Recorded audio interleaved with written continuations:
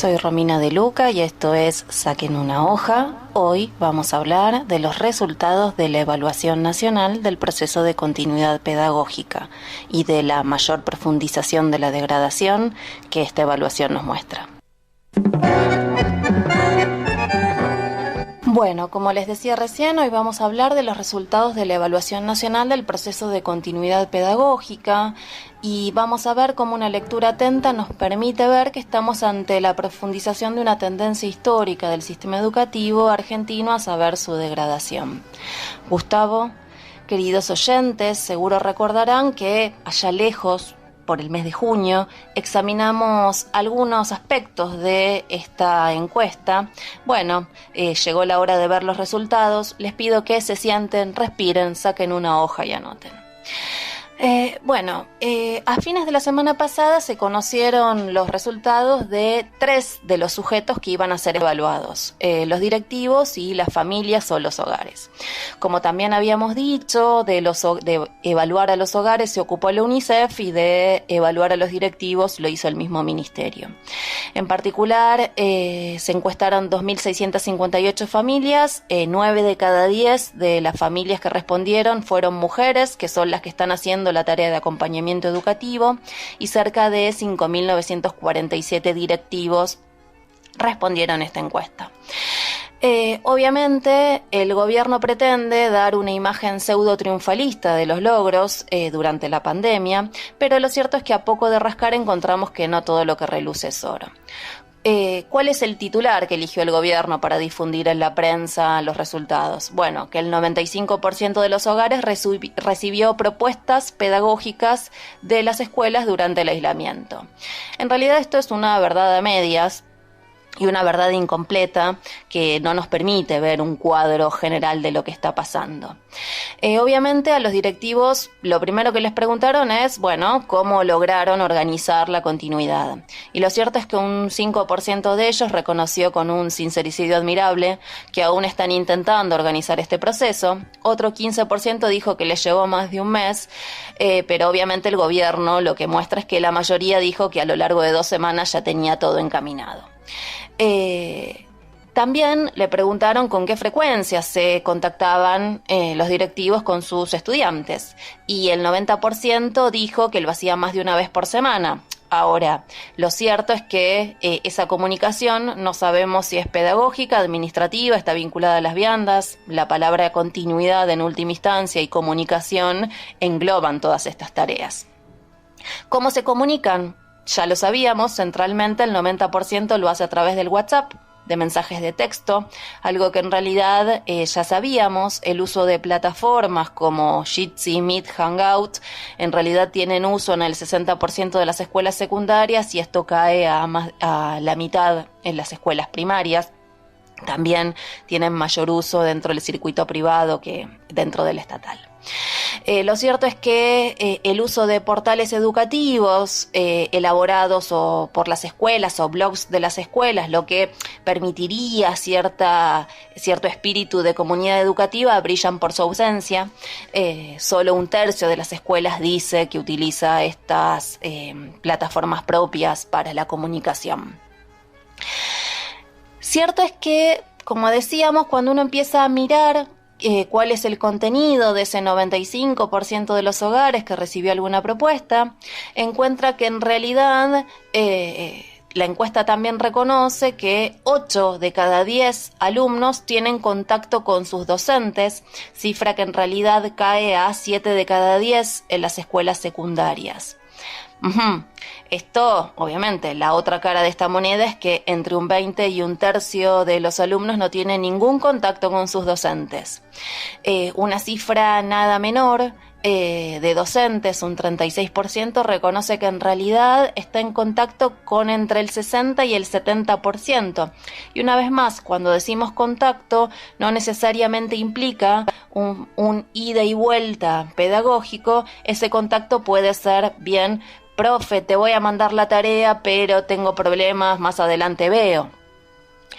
Es decir, por eso encontramos que cuando uno mira el contenido de ese 95% de los hogares que recibieron propuestas, las situaciones son bien distintas. También es distinto cuando uno mira cómo se vive el estrés laboral entre el nivel primario y el nivel secundario. A los directivos les preguntaron si todos de sus docentes contestaban y devolvían las actividades de sus alumnos. El 75% de los directivos dijo que sí en las escuelas primarias, cifra que cae a la mitad, al 50% en las escuelas secundarias. Y esto en realidad lo que muestra es que efectivamente la carga laboral no es la misma para un docente de grado de la escuela primaria que trabaja en 2 escuelas que para los docentes taxi de la escuela secundaria que trabajan en 6, 8 y hasta 10 escuelas. Cuando miramos cuál es el contenido de ese 95% de los alumnos que recibieron propuestas educativas, en realidad los directivos reconocen que solo la mitad de su personal docente avanzó según las secuencias didácticas que tenían proyectadas prepandemia. La amplia mayoría dice que privilegiaron los repasos de contenidos o directamente lo referido a lo vincular. Cierto es que la continuidad para los directivos estuvo lejos de ser un lecho de rosas. De hecho, el 96% de ellos, es decir, casi todos, reconocen que hay dificultades en la implementación de la propuesta de la continuidad educativa, y cuando tienen que enumerar cuáles son esas dificultades, el 80% dice que por problemas de conectividad de internet, el 66% porque no tiene recursos tecnológicos, computadoras, software, celulares, etc. El 56% porque su personal docente estaba poco capacitado en materia de recursos digitales y electrónicos, lo que habla de la ausencia de capacitación por parte del gobierno, claro está.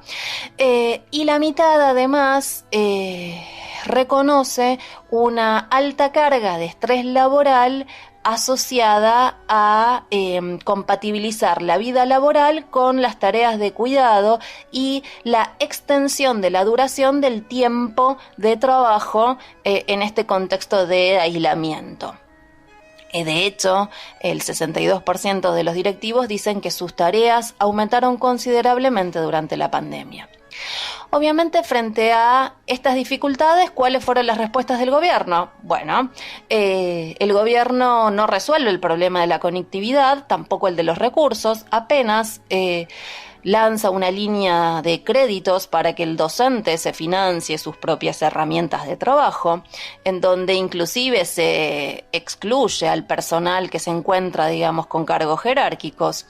Les ofrece una pseudo paritaria, que en realidad es continuar el pago miserable del FONID por 1.210 pesos durante 4 meses más, y material didáctico por 210 pesos, que en realidad no paga ni el 10% de la cuota de las PCs que el gobierno promueve como la solución. De hecho, es tan mala la propuesta que hasta la CETERA tuvo que decir que los créditos no eran una solución. Y sobre la paritaria paupérrima dijeron, bueno, algo es algo. Lo cierto es que los amigos del gobierno nunca van a ser mis amigos. Cuando miramos qué le pasó a las familias, bueno, la mayoría... en la encuesta se reconoce, ¿sí?, que el 40% de las familias tienen niveles socioeconómicos de vulnerabilidad media, alta o alta. ¿Qué quiere decir esto en términos criollos? Bueno, que son pobres y viven de la ayuda estatal. Para quienes dicen que el patriarcado no existe, en 9 de cada 10 hogares el acompañamiento escolar lo realizaron las mujeres, y el 40% solo tiene nivel secundario incompleto para acompañar esas tareas. ¿Cómo viven? Bueno, el 45% de los hogares no tiene computadora conectada a internet fija, y si la tienen, el 63% de los alumnos escolarizados comparten la computadora entre sí. Esto quiere decir que tienen que turnarse y que además la mayoría tiene un acceso fijo a internet con mala señal, o directamente tienen que hacerlo a través del celular. Obviamente esta cifra global trepa al 70 o 65% si uno mira el NEA o el NOA. Cuando el gobierno dice que el 95% de las familias completaron alguna tarea, quiere decir esto, por lo menos una, pero digamos... Una, no sabemos ni cuándo, ni de qué características, ni si fue de repaso o referida a aspectos vinculares. Tampoco encontramos información que nos permita pensar, bueno, cómo están afrontando los alumnos este proceso, aunque lo que sí identifican es una alta sobrecarga de trabajo. Pese a que reconocen que la jornada semanal escolar está durando entre 10 y 12 horas, identifican que la intensidad de trabajo es alta, que además los canales de comunicación a través del WhatsApp son muy complicados, que en general la mayoría de los alumnos en esta actividad escolar semanal debe resolver actividades por su cuenta, eso sí, con materiales que han sido especialmente preparados por sus docentes y en donde el uso de toda la propaganda oficial vinculado a los programas de TV, de radio, los cuadernillos oficiales, en realidad brillan por su ausencia y el proceso de continuidad se está realizando sobre el esfuerzo que están poniendo sus propios docentes para adaptar de alguna manera los contenidos. Resulta interesante ver que las familias de la mano que identifican, digamos, una carga de trabajo muy intensa, también un número nada despreciable de los estudiantes, un tercio de ellos reconoció que además tiene que ayudar a algún adulto con sus tareas laborales, que la mitad de los estudiantes tiene que ayudar con el cuidado de otros menores y un 20% dice que realiza ambas tareas. Llegados a este punto, entonces, en realidad lo que conviene es pensar, digamos, algunas situaciones. Bueno, por un lado, la evaluación muestra la ausencia de recursos tecnológicos para desarrollar el proceso de continuidad y el gobierno todavía sigue sin resolver este punto que sabemos que se va a extender además en el tiempo. De la misma manera, frente al estrés laboral que señalan directivos, docentes, bueno, el gobierno, que es el que tiene la llave para resolver este problema y podría contratar más docentes para cubrir cargos, no lo hace y sabemos que docentes para cubrir cargos hay y sobran. También es interesante ver que efectivamente este exitismo con el cual se presentan los datos en realidad es una mirada absolutamente general que no nos permite, digamos, detallar cuáles son las características de este proceso educativo. Y acá me gustaría hacer un punto y que pensemos juntos un problema. En realidad, esta evaluación está tensionada por la grieta que atraviesa el Palacio Pisurno, que es, por un lado, se encuentra Trota, quien defiende que se debe evaluar, y por otro lado está Puiggrós, que rechaza todo tipo de pruebas.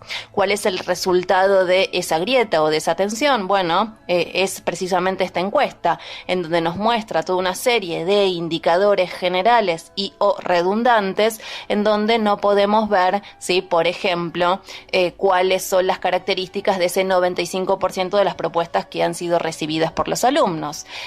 Y por otro lado, lo que sí es interesante es que reconocen que por lo menos un 20% de los alumnos está casi fuera de este proceso de continuidad y cuando miramos un poco con más detalle los números encontramos que es casi un 40%. Lo que sí es interesante es que el gobierno, a propósito de esto, prepara el operativo retorno, porque si bien las familias declararon que tienen temor a que sus hijos y ellas mismas se enfermen con la vuelta a clases, el gobierno dice que si proyecta los números de esta encuesta, sobre un total de 10 millones y medio de alumnos, 9 millones y medio quieren volver a clases porque extrañan a sus compañeros. Llegados a este punto, una mirada socialista de los problemas de la educación implica ver y defender que en realidad necesitamos un diagnóstico y necesitamos evaluar, porque los revolucionarios defendemos la construcción científica de la transformación social, porque solo si conozco puedo cambiar y además, centralmente, porque los problemas que enfrentamos tienen solución, pero tienen solución bajo otro sistema social, uno que no privilegie el embrutecimiento y la degradación masiva. Me parece que la peor conclusión que podemos sacar de los resultados que nos proporciona la encuesta es que es inútil. Y en realidad es inútil cuando quien va y la formula lo hace en realidad no para conocer, sino para mostrar un supuesto triunfo que no es tal. Y claro está la conclusión que se impone es la siguiente: en realidad la pandemia educativa es el capitalismo. Bueno, Gustavo, hoy dejamos acá, te veo agotado de tanto número, así que sí, anda nomás.